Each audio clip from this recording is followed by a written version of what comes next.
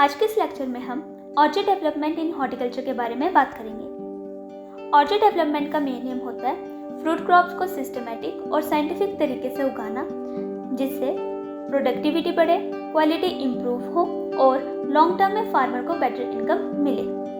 तो चलिए स्टार्ट करते हैं और समझते हैं कि ऑर्चर्ड होता क्या है और ऑर्चर्डिंग का एक्चुअल मीनिंग क्या है।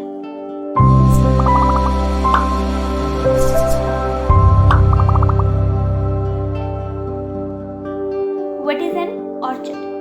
Orchard refers to an area where intensive cultivation of fruit crops is done. So, orchard एक ऐसा एरिया होता है जहाँ फ्रूट क्रॉप्स की इंटेंसिव कल्टीवेशन की जाती है। यहाँ पर आमतौर पर मैंगो, सिट्रस, पपाया, बनाना जैसे फ्रूट्स उगाए जाते हैं। सिंपल वर्ड्स में ऑर्चर्ड एक इनक्लोज्ड एरिया होता है जहाँ एक फ्रूट या ग्रुप ऑफ फ्रूट ट्रीज को सिस्टमेटिकली ग्रो और मेंटेन किया जाता है। अब बात करते हैं ऑर्चर्डिंग की। ऑर्चर्डिंग का मतलब होता है फ्रूट प्लांट्स को ऑर्डरली और प्लान वे में उगाना और उनकी प्रॉपर केयर करना ताकि हमें कॉन्टिन्यूस और प्रॉफिटेबल इकोनॉमिक रिटर्न्स मिल सके। टाइप्स ऑफ ऑर्चर्ड, इसमें हम ऑर्चर्ड की 8 मेन टाइप्स के बारे में पढ़ेंगे। First is orcharding with single variety of a particular fruit crop. इस टाइप के ऑर्चर्ड में सिर्फ एक ही वैरायटी के फ्रूट क्रॉप्स को उगाया जाता है। For example, mango orchard of Alphonso variety, pomegranate orchard of Kesar variety and guava orchard of Sardar variety. अब ये जो सिंगल वैरायटी ऑर्चर्ड है, इसके कुछ एडवांटेजेस भी होते हैं और कुछ डिसएडवांटेजेस भी। एडवांटेजेस की बात करें तो वैरायटी प्योरिटी मेंटेन रहती है, सिंस एक ही वैरायटी की फ्रूट क्रॉप्स को ग्रो किया जाता है। ऑर्चर्ड मैनेजमेंट करना ईजी रहता है क्योंकि सब प्लांट एक जैसा रिस्पॉन्ड करते हैं। हार्वेस्टिंग भी इनकी यूनिफॉर्म होती है, सिंस एक वैरायटी की क्रॉप लगी होती है तो इन सब का मैच्योरिटी टाइम भी सेम रहता है। डिसएडवांटेज ये है कि कभी कभी प्लांट्स सेल्फ इनकम्पैटिबिलिटी फेस करते हैं, जिससे फ्रूट सेट प्रॉब्लम होती है, सिंस सभी प्लांट्स सेम जेनेटिक टाइप के होते हैं, जिस वजह से पेस्ट और डिजीज आउटब्रेक का रिस्क बढ़ जाता है। यूनिफॉर्म हार्वेस्ट में कॉज मार्केट ग्लट। तो सिंस कि इसमें यूनिफॉर्म हार्वेस्टिंग होती है, जिस वजह से मार्केट में एक साथ ज़्यादा प्रोड्यूस आने से प्राइस कम हो जाता है, जिसे हम मार्केट ग्लट कहते हैं। तो सिंगल वैरायटी ऑर्चर्डिंग इजी मैनेजमेंट के लिए यूजफुल है, लेकिन उसके साथ कुछ प्रैक्टिकल चैलेंजेस भी होते हैं। Second is orcharding with different variety of fruit crops. इस टाइप के ऑर्चर्ड में हम एक ही फ्रूट की अलग अलग वैरायटीज को ग्रो करते हैं। फॉर एग्जाम्पल, मैंगो ऑर्चर्ड में हमने मैंगो की अल्फांसो, केसर और पेरी वैरायटी को ग्रो किया। स्पोटा ऑर्चर्ड में उसकी क्रिकेट बॉल और कालीपति वैरायटी, और ग्रेप ऑर्चर्ड में थॉमसन सीडलेस, सोनक्का और शरद सीडलेस वैरायटी, इन सबको एक साथ ग्रो किया। अब इसके भी कुछ एडवांटेजेस भी हैं और कुछ डिसएडवांटेजेस भी। एडवांटेज की बात करें तो it helps in risk reduction. अगर एक वैरायटी को डिजीज लग जाए तो जो दूसरी वैरायटी है उससे सोर्स ऑफ इनकम कंटिन्यू रह सकता है। Second, it also overcomes pollination issues. कुछ वैरायटीज सेल्फ इनकम्पैटिबल होती है, तो मल्टीपल वैरायटी से पॉलिनेशन भी इम्प्रूव होता है। And fruits are available for a longer period, क्योंकि हर वैरायटी का हार्वेस्टिंग टाइम अलग होता है। डिसएडवांटेज ये है कि प्योरिटी अफेक्ट होती है, because multiple varieties cross pollinate हो सकती है।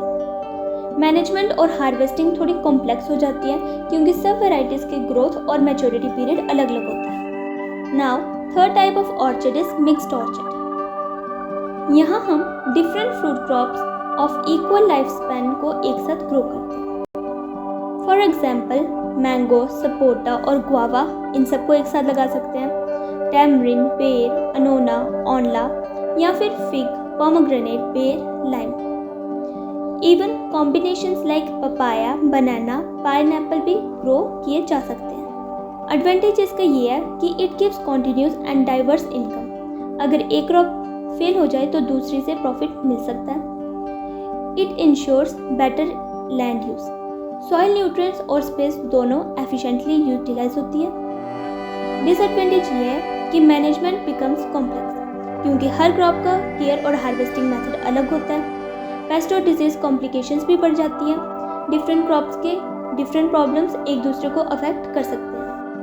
Next is orcharding with intercrop. इस सिस्टम में हम मेन फ्रूट क्रॉप के बीच में एक और स्पीशीज जैसे फ्रूट या वेजिटेबल क्रॉप के ग्रो करते हैं, और जैसे ही मेन क्रॉप मैच्योर हो जाती है और उसकी कैनोपी स्प्रेड होने लगती है, उस टाइम पे हम इंटरक्रॉप को डिसकंटिन्यू कर लेते हैं। अब जब भी हम ये इंटरक्रॉप सेलेक्ट करते हैं तो कुछ इंपॉर्टेंट पॉइंट्स याद रखने चाहिए, जैसे इंटरक्रॉप मेन क्रॉप के साथ कंपैटिबल होनी चाहिए वाटर, न्यूट्रिएंट और सॉइल रिक्वायरमेंट के हिसाब से। इसका स्टेचर कॉम्पैक्ट होना चाहिए और ये मेन क्रॉप के साथ कम्पीट नहीं करनी चाहिए। ये शॉर्ट ड्यूरेशन क्रॉप होनी चाहिए ताकि मेन क्रॉप के मैच्योर होने से पहले इसकी लाइफ साइकिल कंप्लीट हो जाए। और सबसे ज़रूरी बात, ये पेस्ट और डिजीज़ के ऑल्टरनेट होस्ट होनी चाहिए। अब बात करते हैं इसके एडवांटेजेस की। पहला, ये सिस्टम ऑर्चर्ड के प्री बेयरिंग स्टेज में एडिशनल इनकम प्रोवाइड करता है। सेकेंड, ये एक कवर क्रॉप की तरह काम करता है जिससे सॉइल इरोजन को प्रिवेंट करते हैं। थर्ड, ये वीड ग्रोथ को सप्रेस करता है ओपन स्पेसेस में। एंड लास्ट, ये एफिशिएंट लैंड यूटिलाइजेशन इंश्योर करता है, मतलब लैंड का कोई भी पार्ट वेस्ट नहीं जाता। कुछ कॉमन इंटरक्रॉप्स है जैसे banana, papaya, pineapple, guava, marigold, aster. तो ओवरऑल इंटरक्रॉपिंग एक स्मार्ट टेक्निक है जो ऑर्चर्ड के अर्ली ईयर्स में प्रोडक्टिविटी और प्रॉफिट दोनों बढ़ाती है। Next type of orchard is multi storied orchard. ये एक साइंटिफिक और एडवांस कंसेप्ट है जिसमें डिफरेंट हाइट की क्रॉप्स को एक साथ ग्रो किया जाता है ताकि सनलाइट और सॉइल न्यूट्रिएंट्स का मैक्सिमम यूज हो सके। इस सिस्टम का मेन प्रिंसिपल है harvesting sunlight at different Heights या स्टोरेज, मतलब हर लेवल के क्रॉप अपने हाइट के हिसाब से सनलाइट यूटिलाइज कर सके और एक दूसरे के साथ compete भी ना करें। मल्टी स्टोरेड ऑर्चर्ड को प्लान करते वक्त कुछ इंपॉर्टेंट पॉइंट्स को ध्यान में रखना चाहिए, जैसे क्रॉप के बीच कंपटीशन अवॉइड करना चाहिए, चाहे वो उनके कैनोपी लेवल पर हो या रूट लेवल पर। Second, canopy level proper plan होनी चाहिए। टॉल, मीडियम और लो हाइट क्रॉप्स को बैलेंस करना चाहिए ताकि सबको सनलाइट मिले। रूट स्प्रेड डिस्ट्रीब्यूशन अलग अलग लेयर्स में हो ताकि वाटर और न्यूट्रिएंट्स के लिए कंपटीशन ना हो। इसकी कुछ बेस्ट एग्जांपल्स है, जैसे कोकोनट के साथ हम ब्लैक पेपर प्लस कोकोआ और पाइनएप्पल को ग्रो कर सकते हैं, और एरिका नट के साथ वनीला, बनाना और पाइनएप्पल। इस सिस्टम से एक ही पीस ऑफ लैंड से मल्टीपल क्रॉप्स मिलती है, रिसोर्स यूज एफिशिएंट होता है और फार्मर को ईयर राउंड इनकम मिलती है। तो मल्टी स्टोरेड ऑर्चर्ड एक परफेक्ट एग्जांपल है सस्टेनेबल और स्पेस एफिशिएंट फ्रूट फार्मिंग का। अब मल्टी स्टोरी ऑर्चर्ड के बाद एक और मॉडर्न टेक्निक है जो आजकल हॉर्टिकल्चर में काफ़ी पॉपुलर है, जिसे हम कहते हैं high density orchard system. High density orchard एक मॉडर्न टेक्निक है जिसमें हम ज़्यादा नंबर ऑफ प्लांट्स को एक छोटे से एरिया में ग्रो करते हैं, मतलब क्लोजर स्पेसिंग यूज करके प्रोडक्टिविटी पर यूनिट एरिया को बढ़ाया जाता है। सिंपल वर्ड्स में कहें तो इस सिस्टम का मेन एम होता है maximum plants in minimum area, लेकिन बिना प्रोडक्टिविटी या फ्रूट क्वालिटी को कॉम्प्रोमाइज किए। इस सिस्टम का प्रिंसिपल है increase plant population per unit area to get higher yield and efficient resource use. ये कंसेप्ट सबसे ज़्यादा टेम्परेट फ्रूट क्रॉप्स में सक्सेसफुल होता है और ट्रॉपिकल और सब ट्रॉपिकल क्रॉप्स में इतना सक्सेसफुल नहीं होता। अब ऐसा क्यों होता है, इसका आंसर मैं आपको नेक्स्ट लेक्चर में बताऊंगी। तब तक आप खुद सोचो और अगर आंसर पता हो तो write it down in the comment section. इसके एडवांटेजेस की बात करें तो high returns per unit area, ज़्यादा प्लांट्स होने से प्रोडक्शन नेचुरली बढ़ता है। Efficient use of resources, sunlight, water और न्यूट्रिएंट्स का बेस्ट यूटिलाइजेशन होता है। Then mechanisation possible, tractors, sprayers और हार्वेस्टिंग मशीन्स यूज करना आसान होता है due to organised layout. Then comes disadvantages, competition in later years, जैसे जैसे ट्रीज बड़े होते हैं उनके बीच स्पेस और न्यूट्रिएंट्स को लेकर कंपटीशन बढ़ जाता है। Pest and disease problems, dense plantation से वेंटिलेशन कम होती है जिससे इन्फेक्शन का रिस्क बढ़ता है।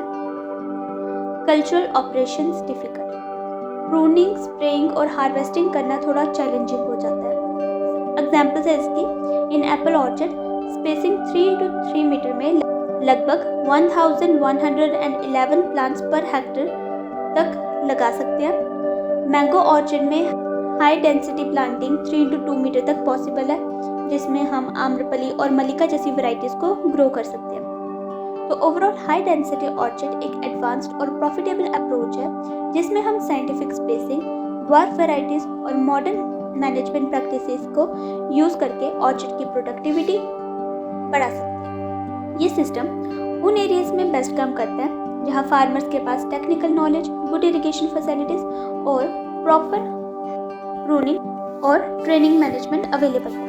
अगर ये प्रैक्टिसेस सही तरीके से अडॉप्ट की जाए तो हाई डेंसिटी ऑर्चर्ड एक ऑर्डिनरी ऑर्चर्ड के मुकाबले में डबल से ज़्यादा यील्ड दे सकता है with better quality and earlier return. Now move on to another type which is dryland orchard. Dryland orchard उन एरियाज के लिए डिज़ाइन किया गया है जहाँ रेनफॉल कम होती है और इरिगेशन फैसिलिटीज़ लिमिटेड होती है, मतलब एरिड और सेमी एरिड रीजन। इन रीजन्स में फार्मिंग यूजुअली रेनफेड कंडीशंस के अंडर होती है। ये सिस्टम स्पेशली उन फ्रूट क्रॉप्स के लिए सूटेबल है जो ड्रॉट टॉलरेंट होते हैं और जिनकी वाटर रिक्वायरमेंट लेस होती है। इसके एग्जांपल्स हैं जैसे pear, amla, tamarind, date palm, fig and phalsa. इन क्रॉप्स की स्पेशलिटी ये है कि इनका डीप रूट सिस्टम होता है, जिस वजह से ये सॉइल की डीपर लेयर से वाटर एब्जॉर्ब कर लेते हैं और ये हीट और ड्रॉट दोनों के टॉलरेंट होते हैं। आजकल इरिगेशन टेक्नोलॉजी और वाटर हार्वेस्टिंग मेथड्स इतने इम्प्रूव हो चुके हैं कि कुछ हाई वैल्यू क्रॉप्स भी ड्राईलैंड एरियाज में हम ग्रो कर सकते हैं, जैसे मैंगो, ग्रेप और पोमोग्रेनेट को। इन क्रॉप्स के लिए ड्रिप इरिगेशन, मल्चिंग और rain water harvesting structures use करके वाटर एफिशिएंसी इंप्रूव की जा सकती है। इसके एडवांटेजेस हैं जैसे utilisation of dry and wastelands, less water requirement, low maintenance cost and stable income even in drought prone area. Disadvantages हैं ग्रोथ स्लो होती है due to limited moisture, productivity comparatively low होती है, क्रॉप एस्टैब्लिशमेंट डिफिकल्ट होता है और irrigation failure से heavy losses हो सकते हैं। सो ओवरऑल ड्राईलैंड ऑर्चर्ड एक एक्सीलेंट सिस्टम है for arid and semi arid zone, अगर एफिशिएंट वाटर मैनेजमेंट और ड्रॉट टॉलरेंट क्रॉप्स को यूज़ करें तो। ये सिस्टम फार्मर्स को सस्टेनेबल इनकम और बेटर लैंड यूज़ प्रोवाइड करता है। अगर एफिशिएंट वाटर मैनेजमेंट और ड्रॉट टॉलरेंट क्रॉप्स का यूज़ करें तो ये सिस्टम फार्मर्स को सस्टेनेबल इनकम और बेटर लैंड यूज़ प्रोवाइड करता है। Now the last type is clonal orchard. Clonal orchard एक ऐसा ऑर्चर्ड होता है जो वेजिटेटिव प्रोपगेशन से बनाया जाता है, मतलब प्लांट्स को एक ही मदर प्लांट से क्लोन करके प्रोड्यूस किया जाता है। इन अदर वर्ड्स सारे प्लांट्स जेनेटिकली आइडेंटिकल होते हैं क्योंकि ये एक ही सुपीरियर पेरेंट से डिराइव्ड होते हैं। इसके एग्जांपल्स हैं जैसे कि clonal orchard of mango Alphonso variety, clonal orchard of guava Allahabad Safeda variety and clonal orchard of citrus Kinnow and Nagpur orange variety. ये टेक्निक्स उन क्रॉप्स के लिए यूज होती हैं जहां हम यूनिफॉर्म ग्रोथ, यूनिफॉर्म यील्ड और यूनिफॉर्म फ्रूट क्वालिटी मेंटेन करना चाहते हैं। एडवांटेजेस आर प्लांट्स एक जैसे ग्रो करते हैं जिस वजह से यूनिफॉर्म साइज और शेप मिलता है, मैनेजमेंट और हार्वेस्टिंग इजी होती है, प्रोडक्टिविटी प्रिडिक्टेबल होती है, फ्रूट क्वालिटी और यील्ड कंसिस्टेंसी मेंटेन होती है, प्योर वैरायटी मेंटेन होती है because there is no chance of mixing. Then disadvantages हैं जेनेटिक डाइवर्सिटी कम होने से पेस्ट और डिजीज रेजिस्टेंस रिड्यूस हो जाता है। एक प्लांट पे अगर कोई प्रॉब्लम आ जाए तो सभी क्लोन्स अफेक्ट होते हैं। वेजिटेटिव प्रोपगेशन कभी कभी कॉस्टली और टाइम कंज्यूमिंग भी होती है। तो क्लोनल ऑर्चर्ड एक एडवांस साइंटिफिक अप्रोच है जिसमें हम सुपीरियर मदर प्लांट के क्लोन यूज करके एक यूनिफॉर्म, हाई यील्डिंग और वेल मैनेज ऑर्चर्ड एस्टेब्लिश करते हैं। इस मेथड से ऑर्चर्ड मैनेजमेंट इजी होता है और मार्केट क्वालिटी फ्रूट कंसिस्टेंसी मिलती है। So that's it for today's lecture. आज हमने देखा कि एक सक्सेसफुल ऑर्चर्ड बनाने के लिए proper planning, scientific layout, right planting system और क्रॉप मैनेजमेंट इक्वली इम्पॉर्टेंट होता है। हर ऑर्चर्ड टाइप, चाहे वो इंटरक्रॉपिंग सिस्टम हो, multi storeyed orchard, high density, dry land या क्लोनल ऑर्चर्ड, अपनी स्पेसिफिक कंडीशन के हिसाब से डिज़ाइन किए जाते हैं। So we can say that orchard planning is not just an agricultural process, it's actually a scientific art of combining nature, management and technology to get long-term economic returns.